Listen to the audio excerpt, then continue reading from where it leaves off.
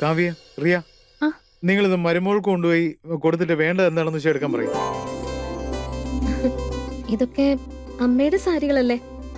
അതിനാ മഹാറാണി ഈ പഴയ സാരികളൊക്കെ ഉടുക്കുവോ? ഈ സാരി എന്തായാലും നിനക്കല്ലല്ലോ, ഇഷയേട്ടത്തിക്കല്ലേ? ഓക്കെ, ഒരക്ഷരം കൊണ്ടെടുത്ത് കൊണ്ടുപോ.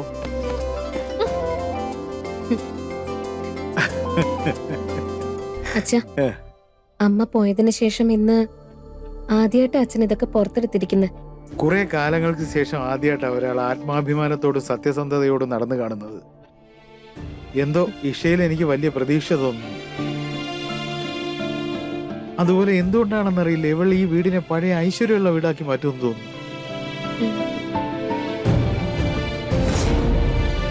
ധൈര്യമായിട്ട് പറയൂ, നിങ്ങളെ ഇവിടെ കിഡ്നാപ്പ് ചെയ്ത് വെച്ചിരുന്നതാണോ? ഇല്ല ഇൻസ്പെക്ടർ സർ, ഇതെന്റെ സ്വന്തം ആൾക്കാരാ. ഞാൻ ഇവിടെ വളരെ ഹാപ്പിയാ. എന്റെ ഇഷ്ടത്തോടെ തന്നെയാ ഇവിടെ ഇരിക്കുന്നത്. അച്ഛന് വേണ്ട പാവക്കുട്ടി.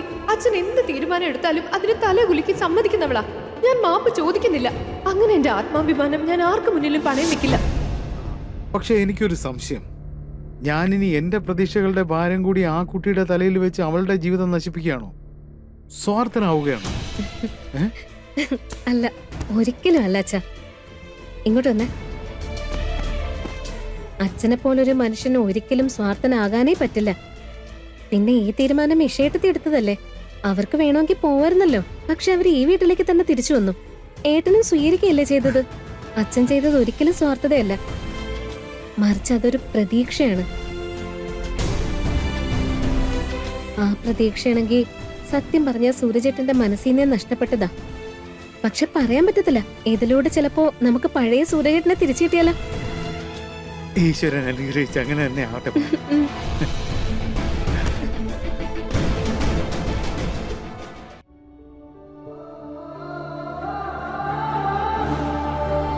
ഞാൻ സൂരജിന്റെ ഭാര്യ, ഈ വീട്ടിലെ മരുമകൾ. എന്റെ വിവാഹബന്ധത്തെ ആത്മാർത്ഥമായും സത്യസന്ധമായും നിർവഹിക്കാൻ വേണ്ടിയാ ഞാൻ ഇവിടെ വന്നത്.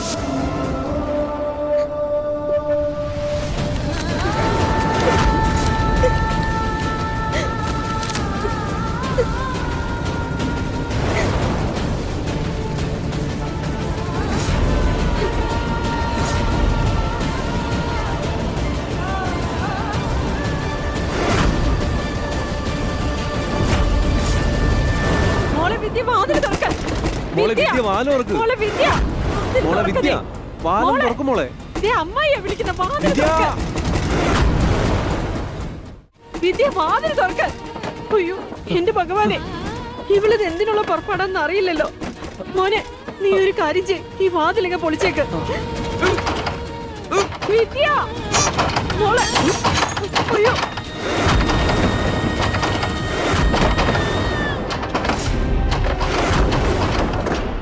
പാവ വിദ്യയ്ക്ക് ഒന്നും സംഭവിക്കാൻ പാടില്ല. എന്റെ മോൾക്കൊന്നും സംഭവിക്കാൻ പാടില്ല.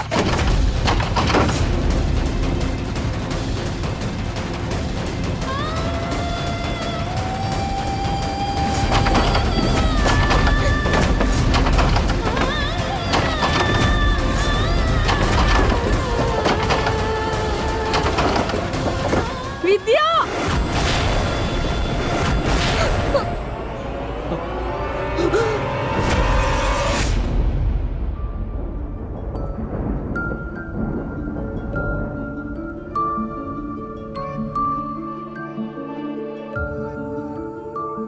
ഇഷ, അരുത്. നീ ഇപ്പൊ ഉറങ്ങാൻ പാടില്ല. നിനക്ക് സൂരജിന്റെ കാര്യങ്ങൾ നോക്കാനുള്ളതാ.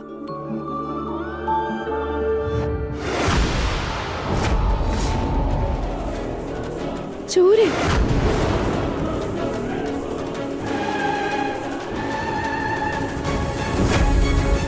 ഇതിപ്പോ ബാൻഡേജ് ചേഞ്ച് ചെയ്യണമല്ലോ, അല്ലെങ്കിൽ ചിലപ്പോ ഇൻഫെക്ഷൻ ആവും. എന്ത് ചെയ്യും?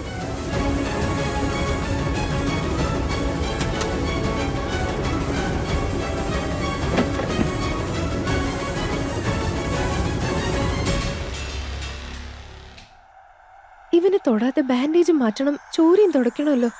ഈ ബ്രഹ്മചാരിയുടെ ബ്രഹ്മചര്യാണെങ്കിൽ പെണ്ണുങ്ങളൊന്ന് തൊട്ടാ തീരുന്നതാ. എന്താ ചെയ്യാ?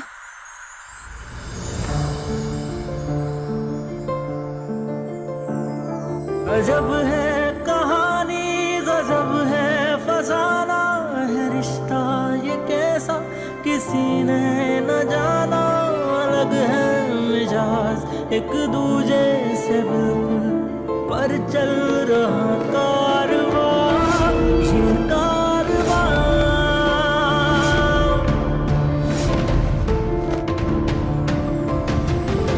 एक है ज़मीन, एक है आसमां, दोनों ही है, दोनों से जुदा, रहते हैं दोनों ही साथ साथ, पर लंबी है दूरियां, क्या दूरियां। तू कहाँ मैं कहाँ, तू कहाँ मैं कहाँ, तू कहाँ मैं कहाँ, तू कहाँ मैं कहाँ। അയ്യോ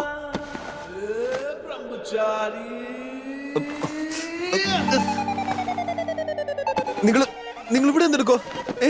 എന്തിനാ ഇങ്ങോട്ട് വന്നേ? എന്നെ തുടരുത്, പോ. ഞാൻ തൊട്ടിട്ടൊന്നുമില്ല, ഞാൻ വെറുതെ. എന്തോന്ന് വെറുതെ? എന്റെ ബ്രഹ്മചര്യത്തിന് പുറകെ എന്തിനാ ഇങ്ങനെ നടക്കുന്നത്? പോ. പ്രതികാരം ചെയ്യാൻ വേണ്ടിയല്ലേ? എനിക്കെല്ലാം മനസ്സിലാവുന്നുണ്ട്. അയ്യോ, അങ്ങനൊന്നും ഇല്ല. എനിക്ക് നിന്റെ ബ്രഹ്മചര്യം നശിപ്പിച്ച് പ്രതികാരം ചെയ്യേണ്ട ഒരു ആവശ്യമില്ല. ഞാനിപ്പോ ഇത് നിന്നെ. എന്ത്? എനിക്കെല്ലാം അറിയാം. നിങ്ങൾ എങ്ങനെ വേണമെങ്കിലും ശ്രമിച്ചോളൂ. അവസാന ശ്വാസം വരെയും എന്റെ ബ്രഹ്മചര്യം ഞാൻ ഒരിക്കലും വിട്ടുതരില്ല, പറഞ്ഞേക്കാം. നിങ്ങളൊന്ന് മാറി നിൽക്കുന്നുണ്ടോ? പ്ലീസ് മാറി നിൽക്കും. എപ്പോ നോക്കിയാലും എന്റെ പുറകെ എങ്ങനെ നടന്നോളൂ, എന്നെ ഇല്ലാതാക്കാൻ. അയ്യേ,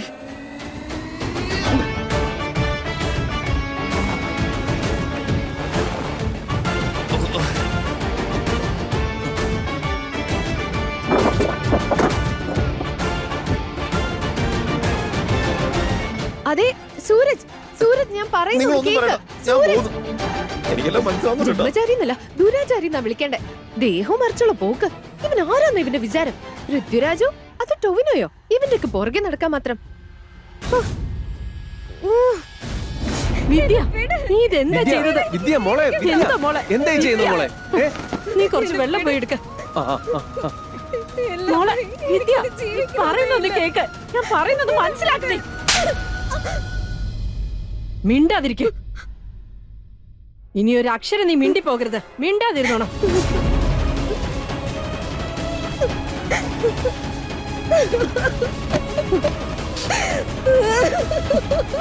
എന്നാലും ഇങ്ങനെയൊക്കെ ചെയ്യണോന്ന് ആലോചിക്കാൻ എനിക്ക് എങ്ങനെ മനസ്സ് വന്നു മോളെ?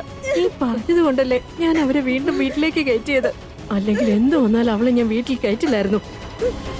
നീ എന്തിനാ? കാരണം എനിക്ക് സൂരജ് അവിടെ കിടന്ന് കഷ്ടപ്പെടുന്നത് കാണാൻ വയ്യായിരുന്നു. എന്നാൽ ഞാൻ ജീവിച്ചിരിക്കുമ്പോ മറ്റൊരുത്തിയുടെ കൂടെ ജീവിക്കുന്ന എനിക്ക് കാണാൻ വയ്യ അമ്മായി.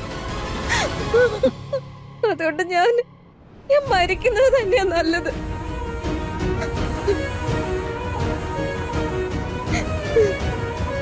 നീ എന്റെ കണ്ണിലേക്കൊന്ന് നോക്ക്. എനിക്ക് നിന്നോടുള്ള സ്നേഹം അതിൽ കാണുന്നില്ലേ? ഇതിന്റെ ഇരട്ടിയിലധികമാണ് എനിക്ക് അവളോടുള്ള വെറുപ്പ്. അവൾ അവളുടെ വീട്ടിൽ വെച്ച് എനിക്ക് തന്ന വേദനകളുണ്ടല്ലോ, അതിന് ഓരോന്നിനും ഞാൻ എണ്ണി എണ്ണി കണക്ക് ചോദിച്ചിരിക്കും. എന്തായാലും നീ ഒന്ന് സമാധാനിക്കേ. കുറച്ച് ദിവസങ്ങൾ കഴിഞ്ഞ് കണ്ടോ, അവള് സ്വയം ഇവിടുന്ന് ഓടി രക്ഷപ്പെടും. ആ പണക്കാരിയായ അഹങ്കാരി പെണ്ണ് ഇന്ന് വരെ സരളയുടെ ഒരു മുഖമേ കണ്ടിട്ടുള്ളൂ. പക്ഷെ നിന്റെ കണ്ണീരാണ് സത്യം. ഇനി എന്റെ മറ്റൊരു മുഖം അവള് കാണാൻ പോകുന്നത്. അമ്മായി അമ്മയായി അവളെ സ്വൈര്യമായി ഇരിക്കാൻ ഞാൻ അനുവദിക്കില്ല, അതുപോലെ മരിക്കാനും അനുവദിക്കില്ല. 5 ദിവസം, വെറും 5 ദിവസം. അത് കഴിഞ്ഞ് അവൾ ഇവിടുന്ന് ഓടുന്നത് നീ കണ്ടോ? നിന്റെ കണ്ണുകൊണ്ട് നീ കണ്ടോ? നീ വേണമെങ്കിൽ ഒരു വെള്ള പേപ്പർ എടുത്തിട്ട് വാ, അതിൽ ഞാൻ എൻ്റെ കൈ കൊണ്ട് എഴുതി തരാം. എൻ്റെ സൂരജിനൊരു ഭാര്യ ഉണ്ടെങ്കിൽ അത് ഈ വിദ്യ ആയിരിക്കും. നിന്റെ കഴുത്തിലായിരിക്കും അവൻ താലി കെട്ടുന്നത്, നിന്റെ നെറ്റിയിലായിരിക്കും അവൻ സിന്ദൂരം തൊടിയിക്കുന്നത്. ഞാൻ തന്നെയായിരിക്കും നിന്റെ ഗൃഹപ്രവേശം നടത്തുന്നതും. അതെ, നീ ചുമ്മാ നോക്കിക്കോ. അതിനിപ്പോ ആ പെൺകുട്ടിയോട് നിങ്ങൾ എന്താ ഈ ചെയ്യാൻ പോകുന്നേ?